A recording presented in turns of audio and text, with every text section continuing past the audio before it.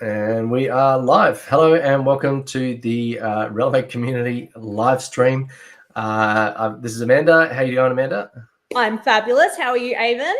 I'm well. Yes, I am Avon, the CRM and marketing automation guy. So today we're going to be talking about customer onboarding.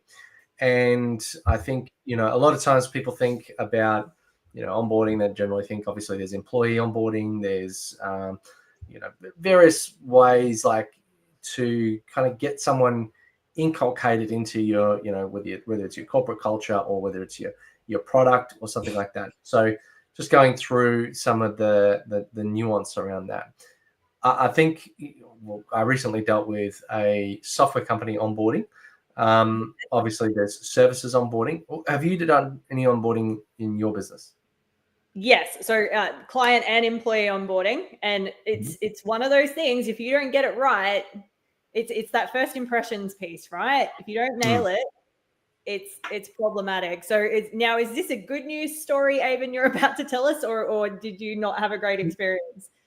No, not necessarily about experience, other than the fact that, in a small company, you're the one doing it. So you get that feedback loop. You know what you've done or not done.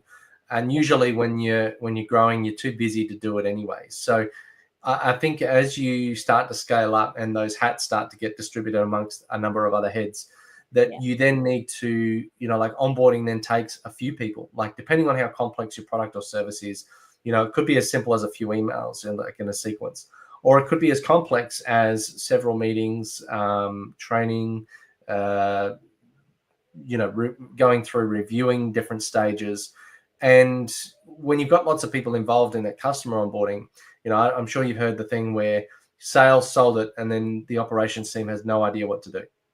Absolutely. And it happens to my clients all the time. Sales and marketing are not talking to each other, and then onboarding team aren't talking to sales and marketing, and then the client is expecting XYZ, and we're not set up to deliver XYZ, right? Well, that's where the concept of customer success comes in, is that it's kind of like an account manager. It's kind of like that thing in the middle that is the glue between the front end and the back end. Yes, sales sold it, but then you need to get a few people involved. You need to get the finance team involved to make sure that as soon as they've basically sold the product, that the right invoice has gone, that it's then translated to the start date with the delivery team, and then making sure that the project is actually set up the right way and that things are kicked off in the right sequence and everybody knows what they're supposed to be doing. Because quite often, once it's been sold and it's been invoiced, it can fall into a dark chasm. Then the client's picking up the phone and go, what next? Why hasn't anybody called me? Why haven't we started? And then you get that fear of doubt set in. So, the first thing you have to do is thank the customer. And I think a lot of times, if you're the guy or girl or the business owner in the hot seat, and you're the one very invested in everything, the moment you add more people, they're not. So one person's done their bit and they're like, oh, well, they're supposed to do their bit, and no one's making sure. So that's where customer success comes in. Exactly. I actually designed a client success program for the SaaS industry. So that's something that we developed, must have been 18 months ago. But it's really about creating those bridges between sales, marketing, and client success, or the onboarding team, so that there's a seamless transition between all of those stages and we don't have those silos. Because like you said, the team members are like, nope, that's not my job, and I'm going to point fingers at everybody else. Would you want to talk me through the process that you went through to develop the program? Well, maybe the process that the customer goes through. Right. So they, and it's slightly different across all products. Basically, they have awareness of the product. They then have an interest in the product. So that's marketing's job, right? Then they come through to the sales team, and the sales team will promise them the world. Yes, of course it can do this. And this is where the challenges can often start. Marketing are generally not the culprit. Sales teams globally, I apologize to you, but the sales team will normally promise, like, of course it can do that. Of course it can do that. And yes, our onboarding team will take care of that for you. And it's very easy for the sales team to promise the world because they don't have to deliver the world. So it's really important that we set our sales teams up to win by understanding what the product can and can't do. I'm actually working with another client at the moment, and we're creating an onboarding program for their team members. But a big part of that is creating training around the onboarding that they learn to give to the client or the customer. So that's been a massive chunk of the work that we've delivered. So I digress. Sales, then they go to their client success manager or their onboarding team.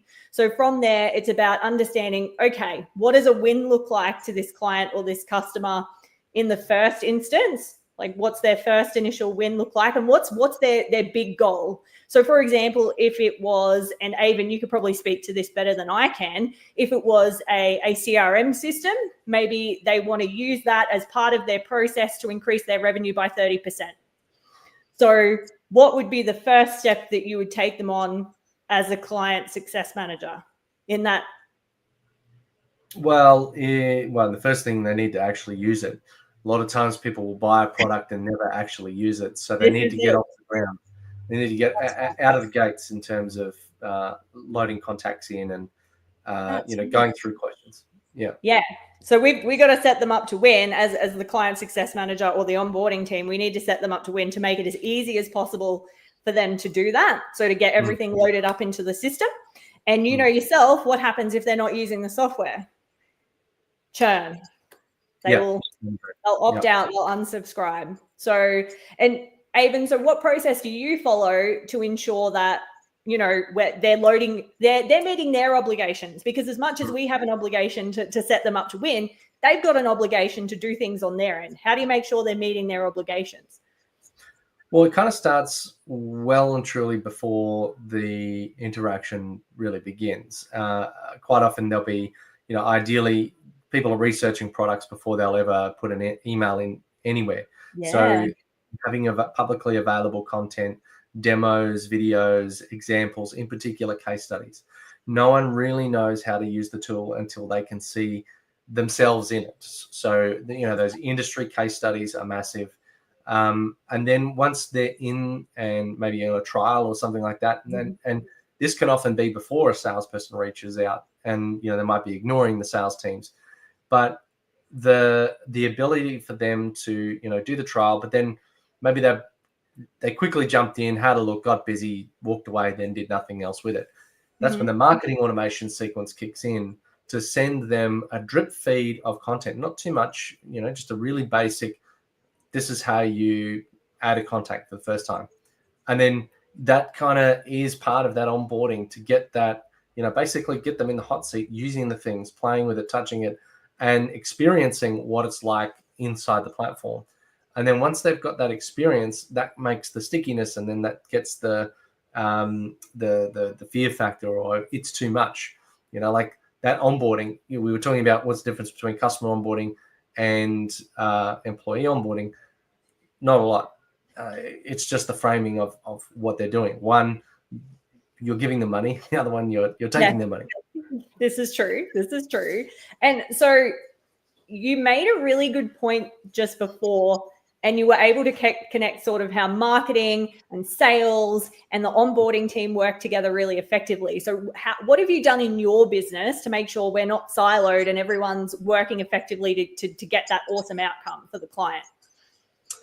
So obviously, since we sell CRM, we use CRM. And one of the other things, we've created a few different chat feeds for different purposes. So, the admin and finance, they've got their chat feed. The sales teams have got theirs. But there's another one, which is the customer success. And it's got, like the leaders of the sales team, or the leaders of the dev team, or the leaders of the finance team. And so they can kind of go, well, here's a key client. Here's their experience so far. I want to make sure that this is communicated through to the other side.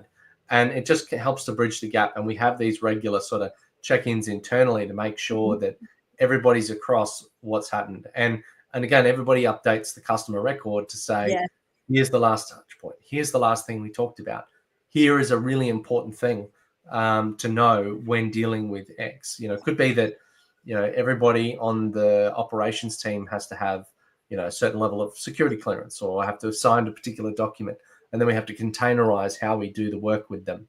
And so that's important because that's what got them over the line, but it's also important because it respects the contract that we signed with them. So making sure that we're actually delivering what we're promising, and then they feel happy about it, they can then advocate for you, which then becomes another sales tool and leverages you into the next deal. Absolutely. And just a little nugget I want to pull out of what you just said. So team, it's really important. Educate your teams, make sure that they are setting the next person up who's going to interact with that client to win. So make sure you're including all of your notes, and because this is one of the biggest challenges I see with client success. They're not doing their notes. They're not updating the CRM. And then the next person that interacts with that client ends up, having to backtrack and say, let me just check on that. And that's not a great look. So there is a discipline element, there is a systems element, and there is a structure and process element. So I think, a lot of what we talked about so far has very much been around like the SaaS product. But I think whilst a lot of that carries through, sometimes I find like in the sales process, we've been able to communicate our steps and stages in the process and why we do different things. And that helps accelerate that. And that's part of that customer experience. And that onboarding, like I said, happens long before. So the information you collect at the start in that first conversation, we're this type of company, we need this, we're not like that, we have this nuance. By collecting that at the very early stages and making sure that is in the CRM, that enhances the customer journey all the way through. So sometimes asking one additional question at the start can make the rest of the engagement so much better. And, talking about a non-SaaS kind of process for onboarding.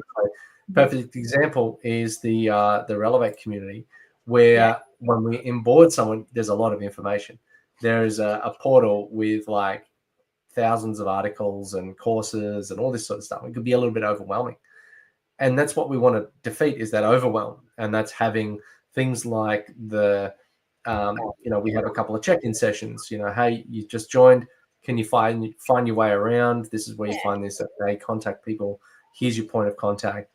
Then the next thing is, did you have any questions? Are you stuck anywhere? Let's direct you to something that's more important. And then who can we connect you with? So, making sure that they don't feel left alone and, all right, you've paid now, thanks. And then walk away and you're on your own from there. I've joined plenty of community groups that have been, or networking events, or business associations have been exactly that. Once the contract's signed, you don't hear from them again. That's not a great way to start a relationship. No, terrible.